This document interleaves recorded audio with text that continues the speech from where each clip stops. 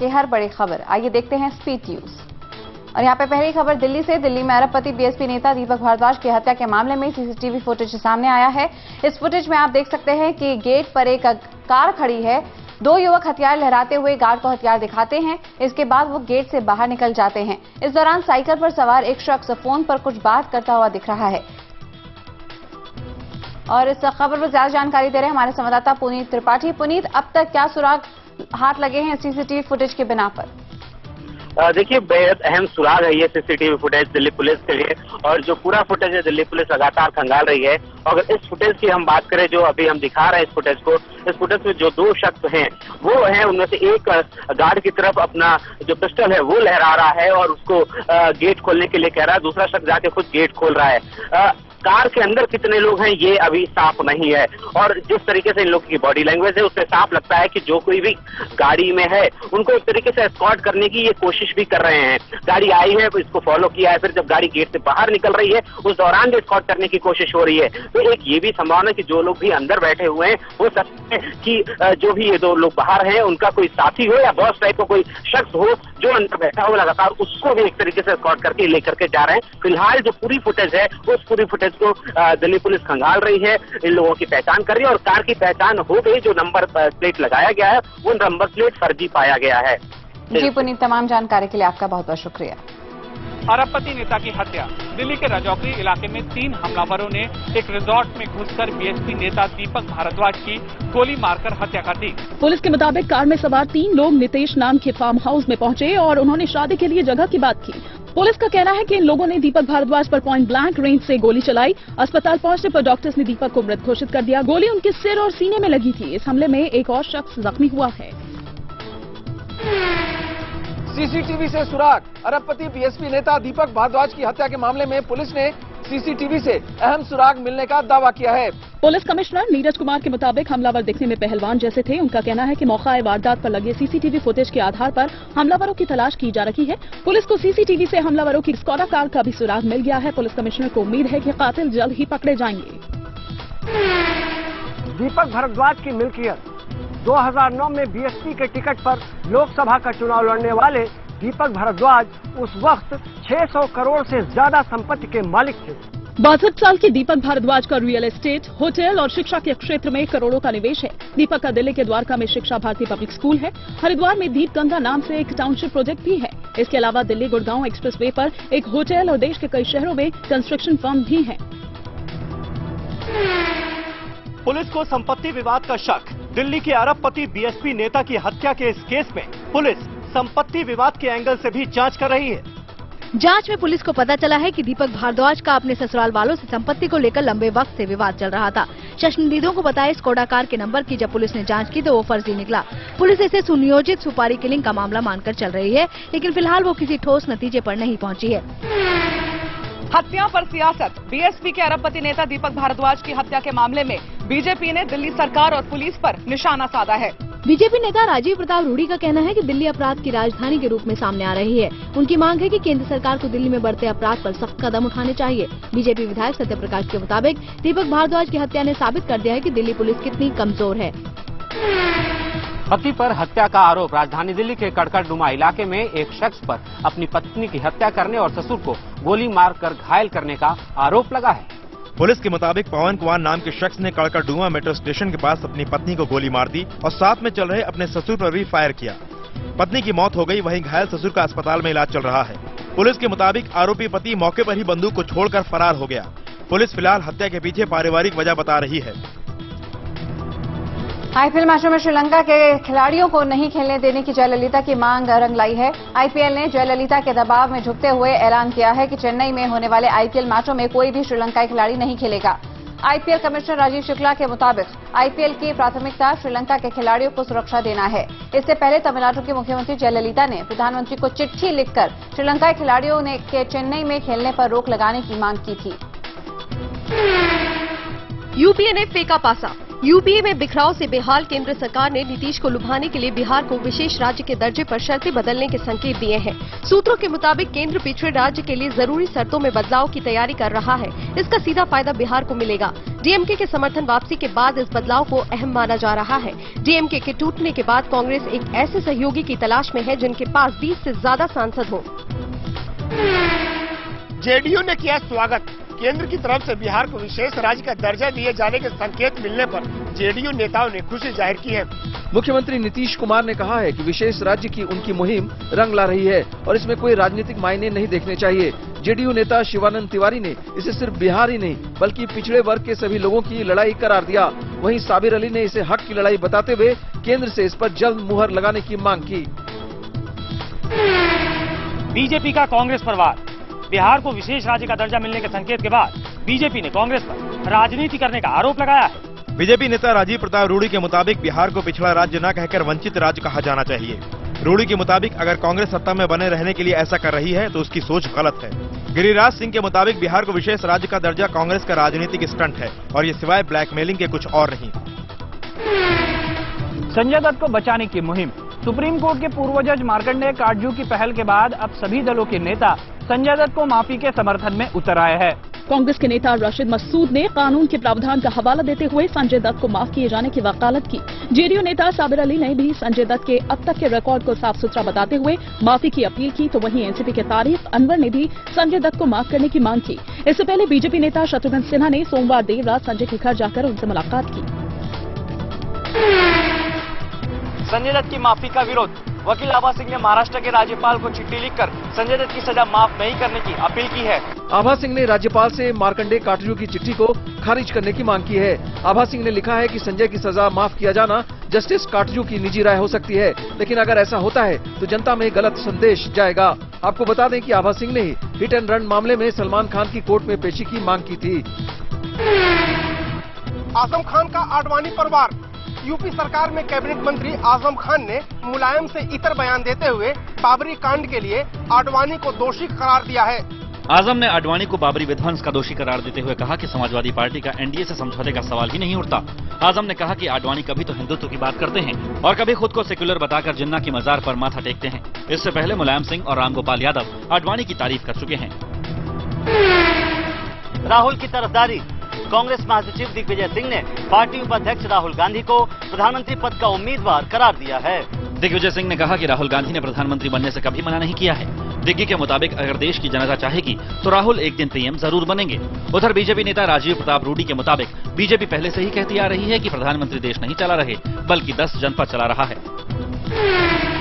संदिग्ध आतंकी पर सियासत। संदिग्ध आतंकी लियाकत शाह की गिरफ्तारी के मुद्दे पर जम्मू में विधानसभा के बाहर बीजेपी के विधायकों ने जमकर हंगामा किया। बीजेपी विधायक काले कपड़े पहनकर विधानसभा पहुंचे थे। उन्होंने उमर सरकार पर आरोप लगाया कि आतंकियों को लेकर उनका रवैया नरम है और वो लियाकत को बचाने की कोशिश कर रही है। उधर सत्ताधारी नेशनल कॉन्फ्रेंस के मुस्तफा कमाल का कहना है कि लियाकत के आत्मसमर्पण के बारे में जम्मू कश्मीर सरकार को जानकारी थी, मगर दिल्ली पुलिस की वजह से भ्रम पैदा हो गया। लेखक पर बलात्कार का आरोप। महाराष्ट्र के पुणे में 3 महिलाओं ने मराठी के मशहूर लेखक पद्मश्री लक्ष्मण माने के खिलाफ बलात्कार का केस दर्ज कराया है। लक्ष्मण माने के खिलाफ ये केस उनकी आश्रमशाला में काम करने वाली 3 महिला कर्मचारियों ने दर्ज कराया है। आरोप है कि नौकरी का झांसा देकर लक्ष्मण पिछले 7 साल से लगातार उनके साथ बलात्कार कर रहे थे और मुंह खोलने पर जान से मारने की धमकी भी दी। पुलिस ने माने के खिलाफ 3 अलग अलग केस दर्ज किए हैं। मामला सामने आने के बाद से ही आरोपी लक्ष्मण फरार है। चलती कार में गैंगरेप। अमृतसर में एक लड़की को अगवाकर चलती कार में गैंगरेप की वारदात ने महिलाओं की सुरक्षा पर एक बार फिर से सवाल खड़े कर दिए हैं। पीड़ित लड़की के मुताबिक वो बस अड्डे पर खड़ी थी, तभी 2 युवकों ने उसे जबरन कार में घसीट लिया। इसके बाद 2 और लड़के कार में बैठे और फिर लड़की के साथ सुनसान जगह पर बलात्कार किया। लड़की के मुताबिक गैंगरेप के बाद लड़के उसे कैंट इलाके में फेंक कर फरार हो गए। लड़की की शिकायत पर पुलिस ने केस दर्ज कर चारों आरोपियों की तलाश शुरू कर दी है। सीसीटीवी से पकड़े गए आरोपी। मध्य प्रदेश के टीकमगढ़ जिले में सराफा कारोबारी की दुकान में घुसकर हत्या के मामले में पुलिस ने 4 आरोपियों को गिरफ्तार किया है। टीकमगढ़ में बदमाशों ने सराफा कारोबारी गोविंद सोनी की 8 मार्च को हत्या कर दी थी। सीसीटीवी की तस्वीरों में एक बदमाश गोविंद को गोली मारता दिख रहा है। भागते वक्त दूसरे बदमाश ने हथगोला भी फेंका ताकि कोई पीछा न करे। इस मामले में बीजेपी के जिला महामंत्री अनिल पांडे को भी पूछताछ के लिए हिरासत में लिया गया है। अरविंद के उपवास का चौथा दिन। आम आदमी पार्टी के नेता अरविंद केजरीवाल का उपवास चौथे दिन भी जारी रहा। इस मौके पर बिजली और पानी के बिलों की होलिका दहन भी किया गया। आम आदमी पार्टी के मुताबिक अब तक 1,86,000 से ज्यादा लोग उनके समर्थन में बिजली पानी का बिल नहीं देने का वादा कर चुके हैं। बेमियादी उपवास के चौथे दिन अरविंद केजरीवाल की सेहत स्थिर बताई जा रही है। डॉक्टरों के मुताबिक फिलहाल उनके सभी जरूरी अंग ठीक से काम कर रहे हैं, लेकिन उनका वजन 5 किलो तक घट गया है। आइए देखते हैं खेल जगत की कुछ खबरें। इंग्लैंड और न्यूजीलैंड के बीच ऑकलैंड में खेला गया तीसरा टेस्ट रोमांचक तरीके से ड्रॉ हो गया। 481 रन के लक्ष्य के जवाब में इंग्लैंड ने दूसरी पारी में 9 विकेट के नुकसान पर 315 रन बनाए। सीरीज के तीनों मुकाबले ड्रॉ रहे। ऑस्ट्रेलिया के कप्तान माइकल क्लार्क चोट के चलते आईपीएल 6 से बाहर हो गए हैं। क्लार्क पीठ के चोट के चलते घर पर आराम करेंगे। उनका लक्ष्य जुलाई में होने वाली एशेज सीरीज में शामिल होने का है। मियामी ओपन टेनिस टूर्नामेंट में भारत की चुनौती खत्म हो गई है। दूसरे दौर के डबल्स मुकाबले में पेस और माइकल लॉड्रा को ग्रिगोर दिमित्रोव और फेडरिक नेल्सन ने 7-6, 7-6 से हरा दिया। वहीं भूपति और नेस्टर को निकोलस और ओलिवर ने 6-3, 6-3 से पराजित कर टूर्नामेंट से बाहर कर दिया। गोल्फर टाइगर वुड्स ने दोबारा नंबर 1 रैंकिंग हासिल कर ली है। वुड्स अक्टूबर 2010 के बाद पहली बार नंबर 1 बने हैं। अर्नल्ड पाल्मर इन्वेंशनल टूर्नामेंट जीतने के बाद रिकॉर्ड 8वीं बार उन्होंने नंबर 1 रैंकिंग अपने नाम की है। मौजूदा football champion Spain 2014 FIFA world cup quarter final मुकाबले में फ्रांस से भिड़ेगा। ये स्पेन के लिए करो या मरो वाला मुकाबला होगा, क्योंकि अगर स्पेन ये मैच हारा तो उसके लिए वर्ल्ड कप में खेलना मुश्किल हो जाएगा। शेयर बाजार में बढ़त। होली की छुट्टी और एक्सपायरी से पहले सीमित दायरे में कारोबार करते हुए शेयर बाजार हल्की बढ़त पर बंद हुए। सेंसेक्स 23 अंक चढ़कर 18,704 और निफ्टी 8 अंक की मामूली बढ़त के साथ 5,642 पर बंद हुआ। कमजोर अंतर्राष्ट्रीय संकेतों के बीच घरेलू बाजार गिरावट के साथ शुरू हुए, लेकिन आखिर में हरे निशान पर बंद हुए। भारतीय एयरटेल, एचडीएफसी और एचयूएल के शेयरों में खरीदारी देखी गई, जबकि रिलायंस इंडस्ट्रीज, गेल और टाटा स्टील के शेयरों की पिटाई हुई। और आइए अब देखते हैं 2 मिनट में 10 शहरों की खबरें। उत्तर प्रदेश के कुन्ना में मारे गए प्रधान के भाई ने राजा भैया और उनके समर्थकों पर धमकी देने का आरोप लगाया है। पवन अब इलाहाबाद हाईकोर्ट से अपने परिवार को सुरक्षा दिलाने की मांग कर रहे हैं। श्रीनगर के परिमपुरा पुलिस स्टेशन में हुए एक ब्लास्ट में 5 पुलिसकर्मी घायल हो गए। ये ब्लास्ट तब हुआ जब आतंकियों के पास से मिले विस्फोटकों को निष्क्रिय किया जा रहा था। घायल पुलिसकर्मियों को अस्पताल में भर्ती कराया गया है। मुंबई में विधान भवन के परिसर में एपीआई की पिटाई मामले में अब एपीआई सचिन सूर्यवंशी की पेशी होगी। एपीआई को विधान भवन की संसदीय कमेटी के सामने सोमवार दोपहर 3 बजे पेश होने का आदेश दिया गया है। मथुरा के डीएसपी विजय कुमार शर्मा की एक सड़क दुर्घटना में मौत हो गई है। उनकी सैंट्रो कार टाटा मैजिक से टकरा गई।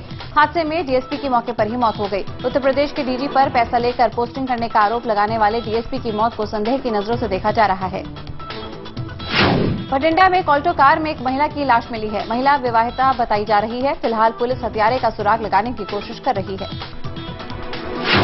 गुजरात में 10 जिलों के कुल 3,918 गांवों में सूखे जैसे हालात हो गए हैं। राज्य सरकार अब इन गांवों को राहत पहुंचाने की बात कह रही है। इससे पहले सरकार ने इन गांवों में पानी और जानवरों के चारे को लेकर सर्वे किया था। अमरावती में इंडिया बुल्स के ऑफिस पर हमले के आरोप में पुलिस ने 6 गिरफ्तारियां की हैं। गिरफ्तार किए गए लोगों में मनसे के शहर अध्यक्ष शामिल हैं। इंडिया बुल्स को पानी न देने के राज ठाकरे के बयान के बाद इंडिया बुल्स के ऑफिस पर हमला हुआ था। पुणे के कोथरूड इलाके में एक बिल्डिंग की पार्किंग में अचानक आग लग गई। आग के चलते 24 से ज्यादा परिवार बिल्डिंग में फंस गए। आग पर काबू पाने के लिए फायर ब्रिगेड की कई गाड़ियां मौके पर पहुंची और लोगों को बाहर निकाला गया। गाजियाबाद में एक स्कूल मालिक पर एक शख्स ने होली के रंग के बहाने तेजाब डाल दिया। तेजाब से जले शिवम को अस्पताल में भर्ती कराया गया है, जबकि पुलिस आरोपी की तलाश कर रही है। होली के पहले लखनऊ के चारबाग की खोया मंडी में फूड और सेफ्टी विभाग की छापेमारी ने हड़कंप मचा दिया। कई मिलावटखोर खोया विक्रेता भाग गए, जबकि मौके पर पहुंचे अधिकारियों ने कई दुकानों से खोए के सैंपल लिए। पिता से नाराज बिलावल। पाकिस्तान पीपल्स पार्टी के कामकाज से नाराज होकर राष्ट्रपति आसिफ अली जरदारी से मनमुटाव की वजह से बिलावल भुट्टो ने पाकिस्तान छोड़ दिया है। चुनाव से ठीक पहले स्टार प्रचारक के पाकिस्तान छोड़ दुबई जाने से पीपीपी को करारा झटका लगा है। पाकिस्तान में 11 मई को आम चुनाव होने हैं। हाल ही में बिलावल को पीपीपी का मुख्य संरक्षक नियुक्त किया गया था। उनका अपने पिता जरदारी से आतंकवाद, शिया समुदाय के खिलाफ हो रहे हमले और टिकट बंटवारे के मुद्दे पर मनमुटाव हुआ था। अब देखते हैं कुछ अंतर्राष्ट्रीय खबरें। एक अफगान नेता की अमेरिका विरोधी टिप्पणी के बाद अमेरिकी विदेश मंत्री ने अफगान राष्ट्रपति से मुलाकात की। जॉन कैरी और हामिद करजाई तल्खी को दूर करते हुए एकजुटता दिखाते हुए नजर आए। मुक्त व्यापार पर दक्षिण कोरिया, चीन और जापान के प्रतिनिधि सियोल में इकट्ठा हुए। तीनों एशियाई देश आपस में मुक्त व्यापार शुरू करने की योजना पर काम कर रहे हैं। अमेरिका के सुप्रीम कोर्ट में समलैंगिकों को समानता का अधिकार देने पर सुनवाई चल रही है। इस मामले में सभी को अहम फैसले का इंतजार है। अगर गे मैरिज को मान्यता मिल जाती है तो उन्हें भी आम शादीशुदा जोड़े जैसी सुविधाएं मिल सकती हैं। अमेरिका में बोइंग 787 ड्रीमलाइनर विमान का नए बैटरी सिस्टम के साथ उड़ानों का परीक्षण किया गया। दरअसल जापान में एक ड्रीमलाइनर विमान में बैटरी सिस्टम में खराबी के चलते आग लग गई, जिसके बाद सभी देशों में ड्रीमलाइनर की उड़ान रोक दी गई थी। रूस में बर्फीले तूफान का कहर जारी है। राजधानी मॉस्को के कई इलाकों में तीसरे दिन भी बिजली और पानी की सप्लाई बंद रही। सड़कों पर बर्फ की वजह से रूस के कई हिस्सों में सड़क हादसे हो चुके हैं। लंदन में न्यूटन लाइब्रेरी में भयंकर आग लग गई। आग को बुझाने के लिए फायर ब्रिगेड की कई गाड़ियों को वहां पहुंचना पड़ा। हादसे में किसी को चोट नहीं पहुंचने की खबर है। अब तक आग लगने के कारणों का पता नहीं चल पाया है। सीरिया में हिंसा का दौर जारी है। सुरक्षा कारणों से संयुक्त राष्ट्र ने सीरिया से कर्मचारियों को वापस बुलाने का फैसला किया है। यह फैसला एक होटल के पास हुए मोर्टार हमले के बाद लिया गया। इस होटल में संयुक्त राष्ट्र के कर्मचारी ठहरे हुए थे। हॉलीवुड अभिनेत्री एंजेलिना जोली ने कांगो के रिफ्यूजी कैंप का दौरा किया और बढ़ते यौन शोषण के खिलाफ महिलाओं को जागरूक होने की अपील की। जोली यूएन रिफ्यूजी एजेंसी की तरफ से वहां पहुंची हैं। ब्रिटेन के विदेश मंत्री विलियम हॉग भी मौजूद थे।